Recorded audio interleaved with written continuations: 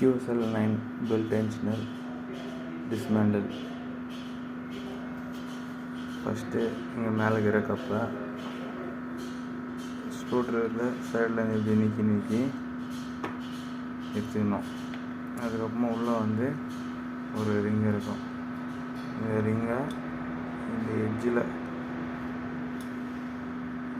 இப்படி லைட்டாக தூக்கி மேலே எடுத்துக்கணும்.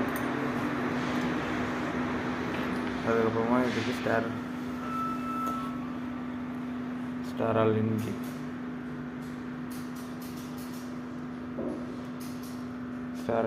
இதை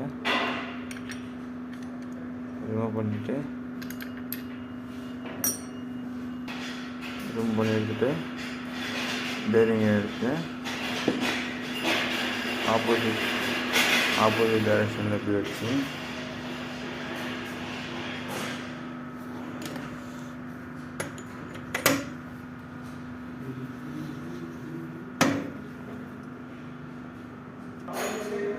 இந்த மாதிரி வச்சு ப்ரெஸ் பண்ணணும். ஆயிரத்தி ப்ரெஸ் மிஷினில்